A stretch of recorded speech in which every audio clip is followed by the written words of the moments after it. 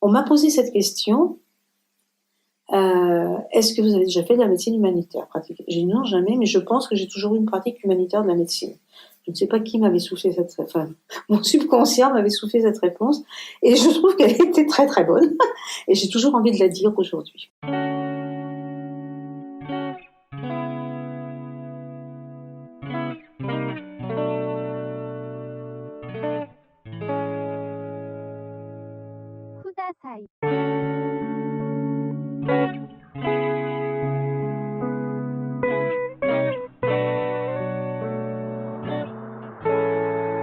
J'ai été très longtemps, j'ai balancé entre être enseignante, hein.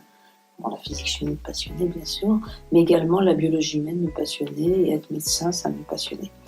La médecine m'attirait énormément, et ça a été un grand débat intérieur, de la classe de seconde à la classe au baccalauréat, parce que j'ai mon bac. Et en fait, j'ai pris ma décision parce que bon, j'ai eu des événements personnels, une très grave maladie de ma mère qui s'est terminée par son décès en 18 mois, une insuffisance cardiaque majeure, terminale. Et là, j'ai tellement été versée dans le monde médical à travers la maladie de ma mère, monde médico-hospitalier, etc., d'avoir fait cet accompagnement-là. Nous étions en 1962, et c'était pas la médecine d'aujourd'hui. On parlait très très peu aux familles, on savait qu'il y avait une insuffisance cardiaque, on ne nous a jamais parlé d'échéance, on ne nous a jamais parlé et puis on n'aurait même pas osé poser une question.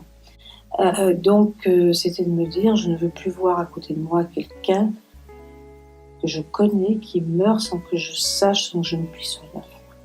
Et puis à l'époque, il y avait peu de femmes qui étaient médecins, hein. Je vous dis, j'ai passé mon bac en 62.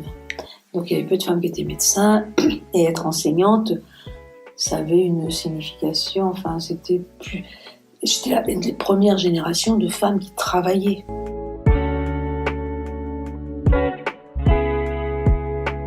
Pourquoi choisir la gynécologie? J'étais très très attirée par la physiologie. L'endocrino me passionnait, et j'ai eu mon premier stage hospitalier. Dans mon deuxième stage hospitalier qui devait se faire en chirurgie, j'ai fait en chirurgie gynécologique dans le vieil hôpital Brocard, où je suis tombée sur des féministes de l'époque. On était en 65, hein, où c'était extraordinaire d'oser parler. On ne parlait pas encore de contraception, la loi de Wirth n'avait pas été votée, mais pouvoir proposer à des femmes, moi je me souviens des diaphragmes,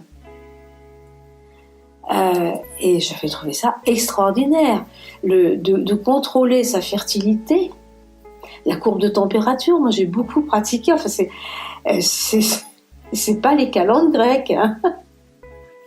Ça a 50 ans mon histoire. Et donc et je suis tombée sur des médecins extraordinaires, quoi, qui m'ont vraiment donné ce goût-là, et avec toute l'approche endocrinologique. Alors je pense qu'effectivement les stages hospitaliers comptent beaucoup. Entre la matière elle-même, enfin le sujet qui est abordé, et les personnes qui le pratiquent.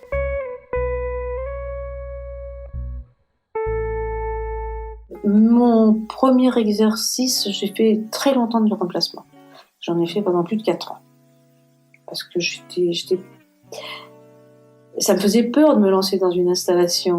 Et je me souviens, alors ça c'est une anecdote, mon premier remplacement, après que j'ai validé, que j'ai eu ma licence de remplacement, mon premier remplacement, au mois d'août 71, c'était à Villeneuve-Saint-Georges, j'ai remplacé un médecin à Villeneuve-Saint-Georges, et j'ai pas dormi la nuit qui a précédé en me disant si j'ai un patient qui fait un infarct, et si j'ai ceci. Quand j'étais à l'hôpital, j'avais la sécurité de l'équipe, hein.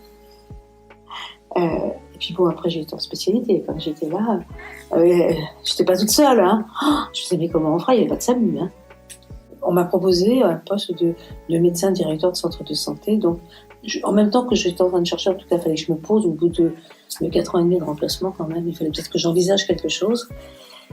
Donc, j'ai cherché un poste, et on m'a proposé un poste de médecin directeur, tout en faisant des consultations. Et c'était entre autres parce qu'il fallait que je remette un peu, il fallait remettre de l'ordre dans un centre de santé où tout le monde faisait un peu la loi, enfin chacun faisait la loi. Enfin. Et là, à 32 ans, je ne me suis pas senti la force de devenir manager. Parce qu'il allait falloir que je remette en place, bon, c'est pas remettre le système en place qui me faisait peur, c'était le management humain. Et je pense que j'ai bien fait de dire non parce que je pense que je serais dans le mur. Après, donc, j'ai souhaité m'installer en libéral et il fallait que je fasse une création. Je n'avais pas les moyens de racheter une clientèle. J'ai créé une maison médicale qui s'appelait Maison Médicale, qui ressemblait aux maisons médicales pluridisciplinaires d'aujourd'hui.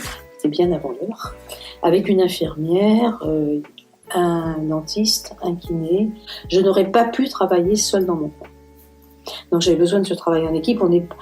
Moi, si j'avais mené mon projet, moi, toute seule, enfin, avec toute ma philosophie, en allant jusqu'au bout, j'aurais vraiment tourné, je serais allée plus loin. Là, on est quand même resté dans des exercices individuels au sein d'une structure remise en commun.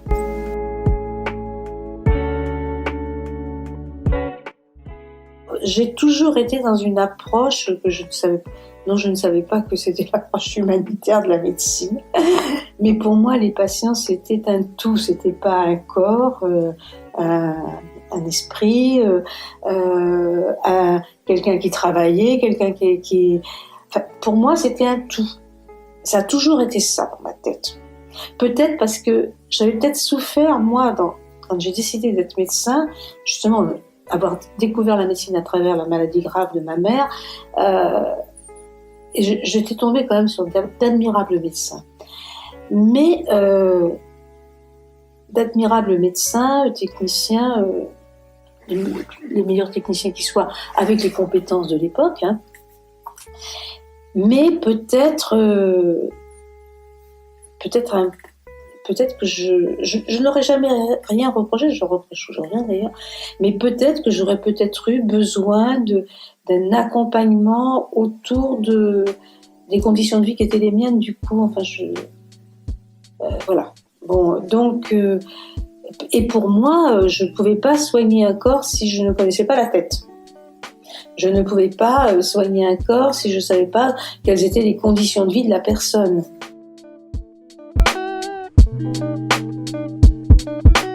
J'ai pas eu d'évolution, je crois que j'ai eu depuis le premier jour. Moi, je me souviens quand j'étais à l'hôpital, j'adorais m'asseoir sur le lit des patients et papoter avec eux de tout et n'importe quoi. J'adorais faire ça. J'aimais le côté technique, mais je vous dis, moi, m'asseoir au lit d'un malade, pour moi, c'était papoter, tricot, cuisine, enfin ce que vous voulez, quoi. Parce que moi-même, c'est des trucs que j'aime bien faire à la maison. Et c'est peut-être aussi pour ça que j'ai tout de suite enlevé la blouse blanche en sortant de l'hôpital. Je dois dire qu'à part les toutes dernières années où j'étais épuisée, j'ai fini la limite du burn-out, j'ai jamais eu le sentiment d'être.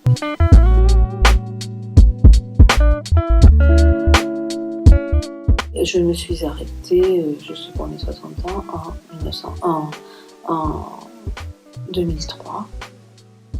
Là, quasiment en burn-out, et pendant 18 mois, 2 ans, il a fallu que je guérisse de ce burn-out.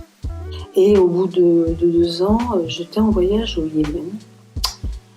Je faisais un voyage avec des amis au Yémen, et je voyais l'état de santé, un pays magnifique, des Yéménites absolument adorables, mais un pays dans une situation économique catastrophique. Et je me souviens avoir été très marquée, parce que j'avais, sur l'île de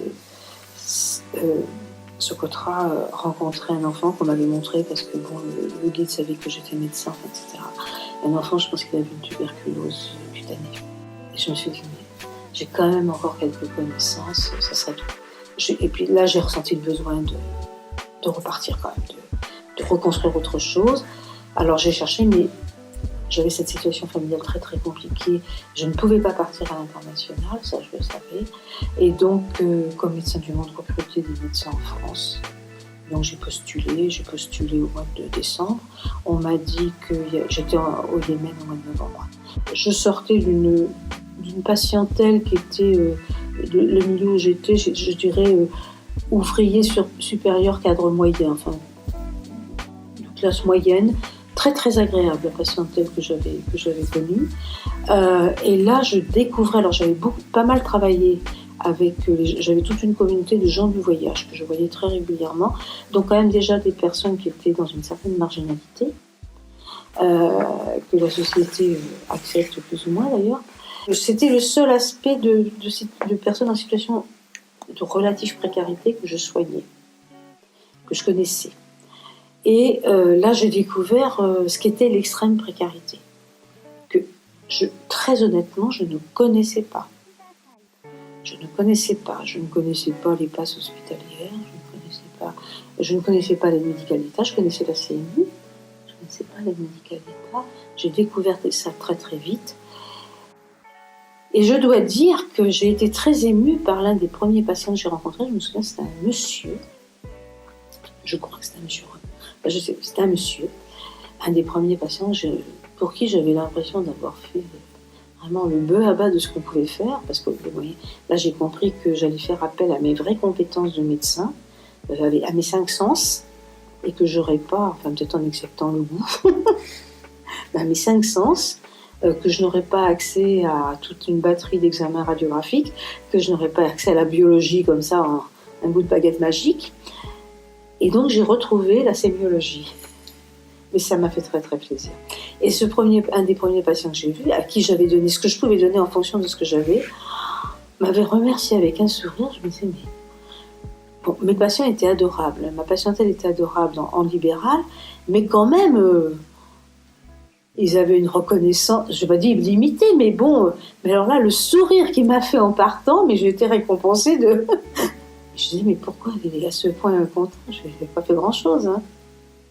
Et il y a une remarque que je m'étais faite, c'est que quand j'étais avec mes patients, que je les revois très régulièrement, je donnais beaucoup de moi-même, mais je limitais ce que je donnais, parce qu'on ne peut pas tout donner tout de suite, parce qu'après, les gens vont toujours en ont besoin de plus, et on ne va pas arriver au bout tout de suite. Alors que là, c'était du one-shot, parce que je savais que je les reverrais à tout casser une fois. On ne fait pas de suivi. Hein. On se débrouille pour qu'ils soient pris en charge dans d'autres structures de droit commun, etc. Ça, j'avais bien compris la leçon. Donc, je pouvais tout donner. Je pouvais tout écouter. Ils pouvaient me raconter toute leur vie. Et je n'avais pas à leur demander de l'argent à la fin. Et ça, pour moi, parce que alors ça, c'était un de mes plus gros handicaps en tant que libéral. Moi, le paiement à l'acte, c'est hors de mon fonctionnement interne.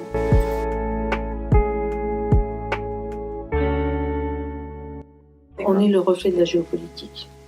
Je ne suis pas Madame Soleil pour vous dire comment ira le monde dans 10 ans. Mais où en seront les pays? Est-ce qu'on aurait pu prévoir il y a 10 ans l'arrivée des migrants comme on les a aujourd'hui? Non. Non. Quand ils sont arrivés, moi je me souviens, en l'été 2014, quand je les ai vus sous le métro Stalingrad, là, je dis oh là là là là. Je me suis dit, comment on va faire? Parce que je savais que ça nous impacterait directement.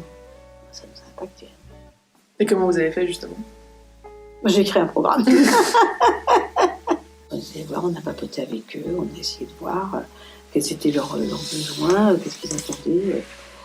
Voilà, et puis on a créé un programme, et puis on a mis une application, et puis on l'a rectifié, parce que bon, on écrit dans la théorie, et puis après, pratico-pratique. Moi, j'avais des grandes ambitions, je pensais qu'on allait pouvoir faire des entretiens psy, je pensais qu'on allait pouvoir faire de la réduction des risques, leur parler de se faire dépister, tu parles à la rue. Donc on a réduit la voilure.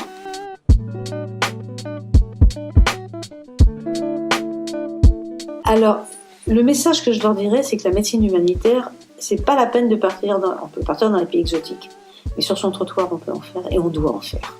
Voilà. Et à partir du moment où qu'est-ce que c'est faire de la médecine humanitaire? Ça veut dire humanitaire, ce qui touche à l'homme, c'est-à-dire prendre l'homme dans sa globalité.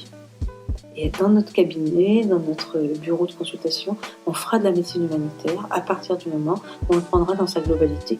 Et quand on va proposer un soin, un traitement, des examens à un patient, il dit, je ne peux pas parce que c'est cela. Bon, ok, vous pouvez passer, pas lui dire, il faut le faire. Si on ne le fait pas, est-ce qu'on peut l'adapter, voir ensemble, mais pas s'opposer systématiquement. Et le patient, il a droit à la parole. Il il a le droit de dire ça je peux, ça je veux, ça je ne peux pas, ça je ne veux pas. Il a le droit. Alors, nous, notre devoir de notre côté, c'est de lui expliquer qu'à notre avis, s'il ne peut pas, il faut qu'on trouve autre chose parce que sinon il arrivera ça et ça. Donc en 3 mots, c'est prendre du temps, écouter et adapter notre discours.